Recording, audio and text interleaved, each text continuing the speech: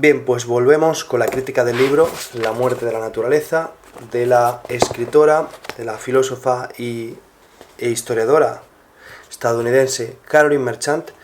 En esta ocasión vamos con el capítulo 5, La naturaleza como desorden, cuyo subtítulo es Mujeres y brujas. Bien, ya habíamos hablado del poder que tienen las cosmovisiones del entorno a la hora de influir en las jerarquías sociales. Habíamos introducido en los vídeos anteriores de este hilo, que en nuestra cultura, así como en la amplia mayoría de las culturas a lo largo y ancho del globo, había habido hasta por lo menos la modernidad, que es de lo que trata este libro, había habido una correlación simbólica entre la naturaleza y lo femenino y la cultura y lo masculino. Y habíamos dicho también que el orden era asociado con el principio masculino y el caos era asociado con la mujer, con la feminidad. Bien, la naturaleza como desorden no es casual que se subtitule Mujeres y brujas. Ahora vamos a explicar por qué. Habíamos introducido la idea de que la naturaleza, antes de la modernidad, que también habíamos dicho, y estoy haciendo aquí un pequeño recordatorio, que la modernidad, con esa visión mecánica del cosmos, mecanicista, había desposeído de fuerza a la naturaleza, ¿vale? Pero que antes de la modernidad, antes del racionalismo cartesiano, el cosmos newtoniano, etc., la naturaleza era considerada una fuerza bifaz, una fuerza, no un simple mecano que funciona por lógicas causales, que en última instancia estarían movidas por Dios, ¿no? Sino que era una fuerza, es decir, que tenía capacidad activa, que la naturaleza no era una interacción pasiva de una reacción causal tras otra, ¿no? Y esa fuerza que era la naturaleza era una fuerza bifaz, era una fuerza con la capacidad proveedora y con la capacidad destructora. Es, en definitiva, el mismo principio que el caos, ¿no? El caos en nuestra cultura ha sido concebido como, por un lado, destructor, pero por otro lado también ha sido asociado a la innovación. La innovación produce caos, produce unas condiciones nuevas que alteran, valga la redundancia, el orden previo, pero la innovación puede mejorar, puede introducir mejorías, es decir, la naturaleza y el caos han compartido un mismo espacio simbólico. Bien, en esa concepción dual de la naturaleza, la mujer de manera refleja, porque aquí vamos a hablar de que naturaleza, mujer y caos son parte de un mismo edificio simbólico, por así decirlo, frente a la cultura, hombre y orden, que serían la contraparte. Y vuelvo a decir que esto no solo ha sido así en nuestra cultura, lo podemos encontrar también en civilizaciones a lo largo y ancho de todo el mundo. Bien, en ese esquema de pensamiento, esas fuerzas bifaces, que como he dicho, la naturaleza ocuparía la cara proveedora y la cara destructora o filtradora, en la mujer aparecían representadas como la madre, que sería la cara proveedora, que en nuestra cultura sería entronizada a través de la idea de la Virgen, y la naturaleza filtradora de la mujer. Ellas tienen el poder de seleccionar a los varones, esto no lo dice aquí, en este capítulo, bueno, esto lo añadiendo yo, y son filtradoras, por lo tanto, así como la selección natural impone el ritmo evolutivo, la mujer, dentro de la cultura humana, al seleccionar a los varones según sus aptitudes, impone las propias dinámicas reproductivas de la sociedad, básicamente. Pero la autora va a establecer una correlación entre la idea de las brujas, la simbología que hay en la modernidad y finales de la Edad Media en torno a las brujas, y va a ligar esa idea de las brujas con el poder destructor, filtrador de la naturaleza. Una de las tesis más fuertes del libro, como digo, es un libro muy centrado en las metanarrativas, en las cosmovisiones históricas, en la evolución de las cosmovisiones, es que existe una relación entre ese cosmos premoderno que dotaba de fuerza a la naturaleza, que la consideraba como un agente activo, ¿no? Y ese cosmos moderno mecanicista que considera la naturaleza pasiva, y una subordinación del papel de lo femenino en la modernidad. Es decir, la autora está diciendo de manera implícita que en la modernidad la mujer pierde un rol en la sociedad, pierde un peso en la estructura social. Eso más tarde, curiosamente, las propias dinámicas de la sociedad liberal van a dar la vuelta a eso y van a llevar a un escenario de máxima libertad y igualdad, o por lo menos en términos históricos comparativos, la máxima que hayamos conocido entre hombres y mujeres, que es el escenario presente, ¿no? Incluso en las sociedades paleolíticas de cazadores y recolectores, que hay muchas teorías que apuntan o que creen apuntar a que vivíamos en un matriarcado, eso no está probado. No está probado. La mayor parte de los cazadores recolectores que pueblan la Tierra hoy día mantienen formas de vida matrilineales, es decir, efectivamente la descendencia se traza a través de la vía materna, pero no son sociedades matriarcales, Y existe una marcada distribución de los roles de género, es decir, el hecho de que aquellas responsabilidades que asume la mujer sean igual de importantes o consideradas socialmente igual de importantes que las de los hombres, por lo tanto hablamos de un escenario de relativa igualdad, no significa que no existan roles de género. El escenario que vivimos hoy, de disolución de los roles de género, es único en la historia. Es decir, en el Paleolítico había igualdad en cuanto a las simetrías de poder, pero no había igualdad en cuanto a los roles ocupados por hombres y mujeres. Eso es un fenómeno exclusivo de hoy. Eso no lo ha conocido el ser humano nunca. Y quizás vaya a implicar una serie de costes, porque no sabemos exactamente de aquí a 20 años cómo van a desembocar estas dinámicas sociales. Desde luego, la situación presente es muy complicada. Pero bueno, vamos a continuar con el análisis, ¿no? El tema es que esa idea de la naturaleza como una fuerza, que es proveedora y filtradora, no será recuperada en gran parte hasta el romanticismo. Todo este tipo de información lo estoy añadiendo yo, ¿vale? El romanticismo recupera la idea de la madre naturaleza. Siempre de una manera vaga, porque evidentemente los filósofos, los intelectuales, en definitiva, a lo largo de la historia, han leído a los clásicos, y por lo tanto, estas visiones siempre están ahí. Lo que pasa es que en cada momento histórico se enfatiza más en una cosa o en otra, ¿no? Hoy día asistimos a una recuperación también de la idea de la naturaleza como filtradora, ¿no? Que eso sería la hipótesis Gaia, por ejemplo, o el cambio climático, ¿no? Ejemplifican muy bien esto, ¿no? Es que estamos recuperando, en cierto grado, esa dualidad premoderna, esa concepción bifaz de la naturaleza premoderna.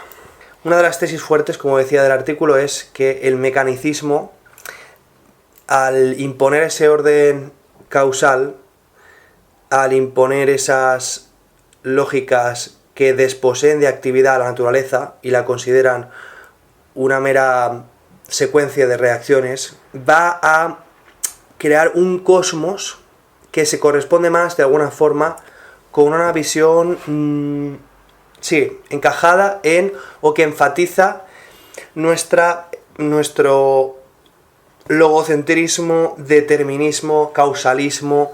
En definitiva, la lectura que yo interpreto de este capítulo, unas lógicas masculinas en el cosmos, que impone unas lógicas masculinas en el cosmos. De hecho, va a decir más adelante en el libro que la física contemporánea, la física de Einstein, la relatividad, la cuántica, al reintroducir una serie de elementos como son la indeterminación o la relatividad, de alguna forma vuelve a recuperar ese cosmos activo y ese cosmos femenino, por así decirlo. De nuevo, esto es un todo análisis filosóficos sobre cosmovisiones, interpretaciones, etc. No se trata de ninguna suerte de estudio científico cuantificable, nada por el estilo. Pero ciertamente la historia, toda esta serie de patrones, toda esta serie de interpretaciones de nuestro alrededor, efectivamente son fundamentales a la hora de encauzar la importancia que le damos a las cosas, la forma en la que miramos el mundo, etc. Es decir, por mucho que nuestra sociedad se haya sofisticado tecnológicamente, la sociedad humana genera narrativas, genera metanarrativas, y esas narrativas están cargadas de valor. Existen valores, existen principios inmateriales que articulan esas metanarrativas. Algunas de esas metanarrativas son incompatibles con la realidad y nos llevan a situaciones como la actual de inoperancia, dolor, etc. Y otras narrativas tienen una mayor capacidad de encajar con los condicionantes disponibles, ¿no? La realidad material, básicamente. Pero sin ninguna duda eso es así. Hace no mucho leí un libro de Paul Preciado, Dysphoria Mundi, un libro que yo pues no comparto las tesis del autor. Me gustaría más adelante tal vez hacer una crítica de este libro, pero sí que es cierto que el libro de Dysphoria Mundi describe el mundo en el que vivimos, en realidad. O sea, vivimos en un mundo en el cual, al haber desaparecido los sistemas de creencias que regulaban nuestros roles de género, por ejemplo, ¿no?, que se veían arquetipizados en personajes dotados de valor trascendental, ¿no?, la idea de Cristo, la idea de la Virgen, lo que sea, ¿no? Cada cultura tiene sus formas de caracterizar la masculinidad y la feminidad. Pues se ha producido una androginia, ¿no? Se ha producido una hibridación entre lo masculino y lo femenino, y hay una desorientación entre estos dos roles fundamentales. Creo que, no sé si es Marx o Engels, creo que es Engels, la propiedad privada, familia y Estado, que dice que es la primera división de clase de la historia, ¿no? La división de los sexos. A lo mejor me equivoco, pero desde luego es tan esencial como prácticamente saber dónde está el norte y está el sur, ¿no? O sea, si no sabemos identificar con claridad nuestros roles esenciales como hombres y como mujeres, estamos desarticulados, ¿no? Estamos sin la capacidad de reproducirnos como sociedad, ¿no? Y la sociedad necesita, a la hora de reproducirse, no solamente de un cuerpo biológico, que sería la suma de todos los individuos que componen la sociedad, sino también de un cuerpo simbólico, ¿no?, que regula la forma en la que interactúa ese cuerpo simbólico, ¿no? Pensar que solo mediante el uso de la razón y el consenso se pueden, ejercidos de manera individual, ¿no?, se pueden poner de acuerdo una sociedad de miles de millones de individuos, ¿no?, es que, vamos, bueno, si absolutamente todos y cada uno de nosotros fuéramos filósofos, ¿no?, y tuviésemos una formación vastísima y tuviésemos una capacidad de anticiparnos a los problemas, porque tuviésemos una madurez, puede ser, ¿no? Lo que no sé yo es si eso es medianamente posible en ninguna sociedad, en ningún momento de la historia, ¿no? Pero bueno, el tema es que, como digo, estas narrativas forman parte de los momentos históricos, articulan la manera en la que los seres humanos interactúan tanto con el entorno como entre sí, porque existe, siempre ha existido y va a seguir existiendo, por mucho que la modernidad crea que no, una relación siempre entre lo cosmológico y lo moral, es decir, sobre qué pensamos del mundo y sobre qué sistemas de valores articulamos y cómo nos jerarquizamos y cómo nos organizamos socialmente, básicamente. De hecho, la negación de que existe ninguna relación entre lo cosmológico y lo moral es en sí mismo ya una afirmación, ¿no?, de un estado de las cosas, que es el estado de las cosas que vivimos hoy, y que produce desarticulación, de hecho, ¿no? Entonces, creo que llevamos demasiado tiempo insistiendo en que no existe ninguna relación entre el orden que observamos en el mundo y la forma en la que nosotros nos debemos de comportar, ¿no? Como si, por ejemplo, los animales, que también tienen culturas y sociedades, no fueran capaces de darnos herramientas interpretativas de por qué nos comportamos de la forma en la que lo hacemos, ¿no? O como si, por ejemplo, la psicología evolutiva no tuviese nada que decir sobre qué herramientas son más o menos beneficiosas para nosotros, ¿no? Qué mecanismos sociales o qué formas sociales son más o menos beneficiosas o han probado mayor capacidad adaptativa que otras, ¿no? Pero, de nuevo, como hemos caído en esa idea de que somos una tabula rasa y que podemos desde un espíritu estrictamente racionalista decidir, ¿no? Por consenso democrático o lo que sea, cuál es la forma en la que nos vamos a articular, y no funcionan así las cosas. Porque las cosas que funcionan no son las que son convenientes aquí y ahora. Las cosas que funcionan son las que han probado que funcionan. Y si vamos a ensayar nuevas cosas, más vale que lo hagamos habiendo sentado las bases de aquello que sí que funciona primero. Entonces, ahora que estamos poniéndonos a revisar tan en profundidad nuestras instituciones sociales, pues suceden los problemas que suceden hoy. El tema es que en la tradición de nuestra sociedad, la tradición judío-cristiana, dice la autora, la idea de la wilderness, la idea de la naturaleza salvaje o del desierto, es una traducción complicada del inglés wilderness al castellano. Siempre ha sido contrapuesta a la idea del espíritu. La wilderness, la naturaleza salvaje, el desierto, era el lugar que vigorizaba el espíritu. La expulsión de los judíos al desierto del Sinaí, el éxodo, es el momento de la vigorización, la confrontación con esa wilderness, con ese desierto, es una prueba divina, es un momento de vigorización del espíritu.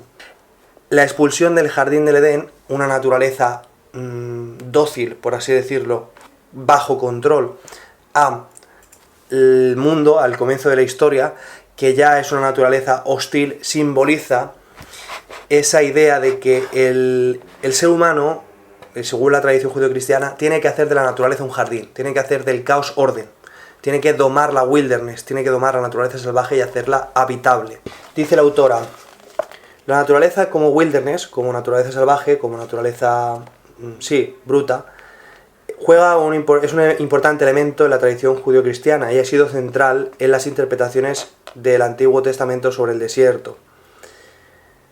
El inhabitable y árido wilderness contrasta de manera radical con el fructífero jardín del Edén, que promete una tierra de leche y miel. La expulsión del jardín del Edén en la wilderness, en la naturaleza salvaje, equipara la naturaleza salvaje con el mal que introduce Eva cuando se somete a la tentación de la serpiente. Dice Caroline Merchant que la tradición griega, aunque es bifaz, también reconoce la capacidad destructora o filtradora de la naturaleza, sin embargo, enfatiza más en la parte benevolente o proveedora. Yo estoy de acuerdo hasta cierto punto, porque es cierto que el cristianismo tiene una relación compleja con la carne, el cuerpo y con lo material, en definitiva, ¿no? Lo material es aquello que nos arrastra al pecado, ¿no? Que nos aleja de vivir en el orden, en definitiva, ¿no? Porque lo material, que es la naturaleza, quizá de una manera metafórica muy, muy bella, pues tiende a la entropía, ¿no? Y esa entropía a la que la naturaleza tiende es, de alguna forma, la entropía es el desorden social, ¿no? Si uno se deja llevar por los instintos naturales. Pero bueno, es una interpretación mía, ¿no? Entonces, estoy hasta cierto punto de acuerdo, ¿no? Pero, no se nos olvide que el cristianismo encarna a Dios, es decir, Dios se hace carne, y el cristianismo promete unos nuevos cuerpos en el más allá, ¿no? Es decir, el cristianismo tiene una relación conflictiva con lo material, pero el cristianismo es dualista. El cristianismo es dualista, no hace un destierro total de lo material. Da a esos impulsos o a aquello que podríamos ligar al cuerpo y a la materia su lugar también en su visión moral de las cosas. Y por otro lado, la tradición griega también es logocéntrica, también tiene corrientes filosóficas que hablan del control de los impulsos de la carne, corporales. Recordemos sobre todo la máxima soma sema, cuerpo cárcel, de Platón. Esto creo que está en el Fedón, es uno de los libros de Platón que yo he leído, y por lo tanto no es tan sencillo como hacer aquí una cancelación, ¿no?, de una tradición frente a otras, o decir que de manera taxativa el cristianismo condena todo lo que tenga que ver con la carne. No es tan fácil, y yo ya he hablado de esto en varias ocasiones en varios vídeos, así que si os interesa está diseminado en diferentes vídeos míos que recomiendo que veáis. Pero sí que es cierto que, como decíamos, la naturaleza se había asociado simbólicamente con la mujer y con el caos, y que en el nuevo orden mecanicista que nace con la modernidad, que es un orden causalista, racionalista, etc., ese orden impuesto en el cosmos, en nuestra visión del cosmos, se corresponde más con una domesticación masculina del entorno, ¿vale? Por así decirlo de manera simbólica, ¿no? Pero ojo con todos estos análisis también, porque bien sabemos que no es tan sencillo. Las religiones, en concreto una religión como el cristianismo, son muy plásticas a lo largo del tiempo. Las culturas, según las condiciones materiales, enfatizan unas cosas frente a otras, alteran la forma en la que se articulan los roles sociales, las jerarquías, las simetrías de poder, etc. El cristianismo, aquí ha hablado la autora de que la tradición griega enfatizaba más el rol de la naturaleza como proveedora, pero la tradición griega es profundamente patriarcal, ¿no? Sobre todo ya en la antigüedad clásica. En la Grecia arcaica bien sabemos que hay una mayor prioridad, ¿no?, de lo femenino y de las mujeres, pero que no nos olvidemos de que Europa se convierte en masa al cristianismo en gran parte por las mujeres, porque consideran que es ampliamente beneficioso para ellas, y verdaderamente lo es, ¿no?, porque dignifica, a través de estos arquetipos que hemos hablado, ¿no?, de la mujer, por ejemplo, no solo el caso de la Virgen María, ¿no?, que tiene un valor preponderante en muchos sentidos, en fin, que articula la sociedad, ¿no?, que ofrece un rol así, pero también hay otras mujeres en la Biblia, ¿no? Hay un libro muy interesante, aunque no estoy nada de acuerdo en muchas de sus tesis, ni en las fuentes que usa, ni nada, pero bueno, quizá hablaré de él también en el canal, que es Rameras y Esposas, de Antonio Escotado, donde él habla de esos arquetipos de la mujer a lo largo de la historia, y habla de cómo, por ejemplo, el cristianismo integra y perdona la idea de la ramera en María Magdalena, que a través del perdón cristiano la ramera puede ser reintegrada en la sociedad, por así decirlo, ¿no? Es un tema que ya trataré más adelante, quizás incluso, como digo, hago una crítica a este libro, pero simplemente lo que quiero enfatizar es que no es tan fácil como caer en clasificaciones dualistas de la realidad. Pero bueno, sí es cierto que en este capítulo la autora presenta una bibliografía extensa en el que se ligan las brujas con el desorden, con el caos, con lo natural, con las fuerzas animistas, por así decirlo, casi paganas o precristianas, y es muy interesante ver esas caracterizaciones. También hay pinturas, hay una serie de cuadros que se recogen aquí, ¿no? Me llama mucho la atención cómo recoge aquí una imagen del Renacimiento en la que se retrata a la mujer como la mujer, no estoy diciendo una bruja, a la mujer como capaz de la violencia, de la venganza y la defensa personal, ¿no?, de la autodefensa. Una imagen en la que una mujer aparece golpeando a un cura, un monje que probablemente, dice la autora, había molestado, había intentado, ¿no?, tocar a la mujer, ¿no?, donde no debía, ¿no? Y luego más adelante va a contrastar esta idea de la mujer premoderna, ¿no?, capaz de defenderse, capaz de la agresión, con la mujer victoriana, ¿no?, que es una mujer dócil, que ha perdido su capacidad de defenderse casi, ¿no?, que es un poco el arquetipo de mujer que triunfa en la esfera anglosajona, y como han tenido la hegemonía cultural en los últimos siglos, parece que es el concepto que hoy barajamos de mujer, ¿no? Como un ser incapaz de agredir, ¿no? Un ser incapaz de mentir, ¿no? La hermana, yo sí te creo, las mujeres no mienten, ¿no? Un ser, en definitiva, desposeído de fuerza, ¿no? como ha sucedido en la imagen mecánica de la naturaleza moderna, ¿no? Un ser totalmente pasivo, ¿no? Que hoy ya ni es proveedor ni es filtrador. O sea, ya con esto de que hablaba antes de Disforia Mundi, ya es una amalgama de cosas muy extrañas, lo mismo los hombres, ¿no? Pero es muy curioso que hayamos importado esa idea, ¿no? De esa noción, esa concepción de la mujer como algo tan dócil, ¿no? Que se contrasta al mismo tiempo, y eso llama mucho la atención, con una caracterización de los hombres como portadores del mal casi, ¿no? Es decir, quienes han causado los conflictos bélicos, los holocaustos, los genocidios, campos de concentración, todo eso son los hombres son capaces de hacer todo eso, pero las mujeres no son capaces ni de mentir siquiera. O sea, las mujeres no son capaces ni de poner una denuncia falsa para llevarse un dinero, para vivir del Estado y tal, ¿no? O sea, los hombres son capaces de las peores atrocidades y las mujeres no son capaces ni de mentir, ¿no? Entonces, es muy curioso esta representación, que yo creo que es mucho más empoderante, que vemos en estas serie de representaciones artísticas, ¿no? De una mujer que intentan abusar de ella y golpea en la cara, ¿no? a un cura, ¿no? En fin, no estoy diciendo que esté justificado nada, simplemente estoy hablando de que esa escena representa una visión de la mujer muy distinta a la que tenemos, ¿no? En feminidad como algo pasivo que tenemos hoy, ¿no? Y ya por último voy a leer una serie de páginas del final del capítulo que me parecen muy interesantes.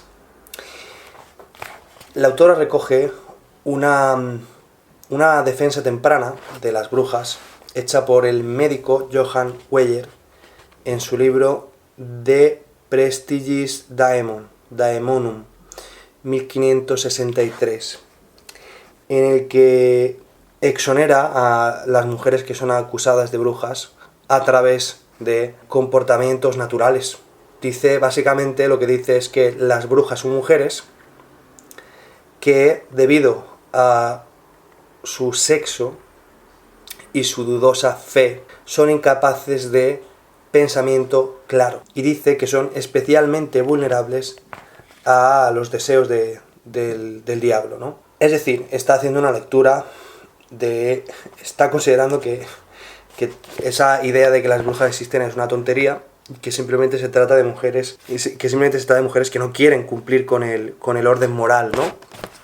Quizá por eso hoy día en los discursos feministas se dice eso de que somos las nietas de las brujas que no pudisteis quemar, ¿no? Es gracioso porque en España se han quemado, según se sabe, en torno a unas 50 o 50 y pico brujas en los siglos que actuó la Inquisición, pero bueno, en un sentido simbólico, por así decirlo, porque desde luego el feminismo de última ola está muy ligado con la disolución de la estructura de valores, ¿no? Sobre todo lo que corresponde a la moral sexual, ¿no? Esa liberación, esa llamada liberación sexual, no es otra cosa que ausencia de pregunta a los intereses de los hombres, ¿no? ¿Qué queremos los hombres con respecto a el amor y las relaciones afectivas con las mujeres? ¿Qué estamos pidiendo, ¿no? a la hora de establecer vínculos afectivos duraderos? Pero es que, como digo, cuando se hace un análisis racionalista y se quiere actuar desde encima, sin tener en cuenta qué cosas han funcionado en el pasado y si tienen un sentido antropológico o no, y es lo que a mí me interesa aquí y ahora, y vamos a votar según eso, porque aquí lo que prima es el corto plazo y aquí lo que prima es lo que a mí me interesa ya, pues pasa esto, que este último movimiento tenía reivindicaciones interesantes e importantes cuando nace, pero ha servido de escudo para justificar comportamientos irresponsables. Y a mí me ha pasado, yo lo he visto, yo he sido activista muchos años, ¿no? Y he visto esos comportamientos irresponsables parapetados en la idea de una liberación que no es tal, porque el libre es ante todo responsable. Si no se es responsable en la libertad, lo que se es tiránico. Lo que caracteriza a un tirano es precisamente la actuación sin la responsabilidad de sus actos, ¿no? Y yo creo que está habiendo ya se está pasando de rosca esto, ¿no? Hay una tiranía aquí, ¿no? De los, en nombre de determinadas cosas, hacer lo que yo quiero, ¿no? Sin pensar en las consecuencias. Y el daño es total para hombres y mujeres, y ya vemos que estos últimos tiempos empieza a haber una reacción machista que no me gusta nada. Yo he sufrido mucho en debates en filosofía, en la universidad, etcétera. Se me ha acusado de machista, y ahora que salen esta serie de personajes, tienen podcast y tienen canales de YouTube con muchos seguidores, vemos lo que verdaderamente es el machismo, y los hombres que, como yo, hemos hecho una defensa de nuestra posición, hemos intentado defendernos sin menospreciar ni quitar dignidad a las mujeres. Creo que somos el muro de contención a eso. Creo que somos el punto de encuentro y de sentido común, ¿no? Pero a lo mejor estoy equivocado y tenían razón mis compañeros de la universidad, y en el fondo yo era un machista también, ¿no? Creo que no. Pero bueno, vamos a seguir, vamos a cerrar con una serie de anotaciones del capítulo que son muy interesantes. Bien sabemos que hasta Lavoisier, hasta el siglo XVIII, hasta el nacimiento de la química contemporánea, primaba la teoría de los elementos y también de los humores, ¿no? El cuerpo estaba compuesto de los humores, ¿no? Bilis negra, bilis sangre, flema, bilis negra y bilis blanca o amarilla, no sé cómo se llamaba, ¿no?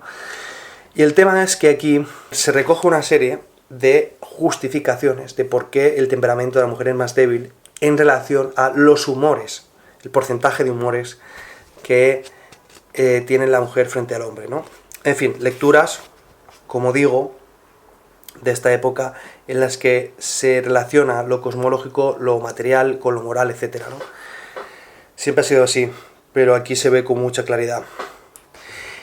Y por último, habla de un asunto muy interesante de un reformista protestante llamado John Knox, que dice que cuando Elizabeth I toma el trono de Inglaterra, él expone una visión en su libro Primera sonido, primera ráfaga de trompeta, en contra del régimen monstruoso de las mujeres, en el que él dice que las mujeres gobernantes atentan contra el propio orden natural, ¿no? Que el rol de la mujer es el de ser gobernada debido a su naturaleza débil, ¿no? Y intenta hacer una relación entre el cuerpo político y las jerarquías sociales con, en fin, el propio orden natural de las cosas. Efectivamente, esto es lo propio de una sociedad donde la mujer está subordinada, ¿no? Como es en la modernidad y, en fin, hasta hace muy poco tiempo. Hay explicaciones materiales, no pensemos que la gente de antes era más mala que la gente de hoy, nada por el estilo. Simplemente los seres humanos ensayan formas de sociedades que son operantes para los condicionantes materiales de su tiempo. Y bueno, hay explicaciones materiales que no justifican muchas cosas.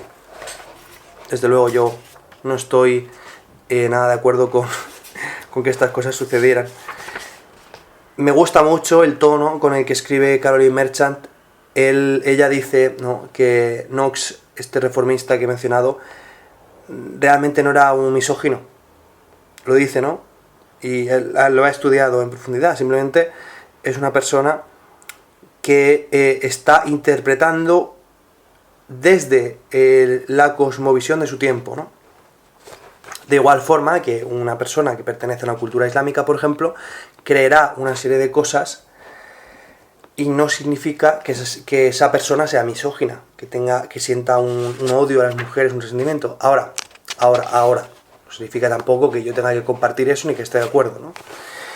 En fin, dejamos aquí este vídeo, capítulo 5, la naturaleza como desorden, mujeres y brujas.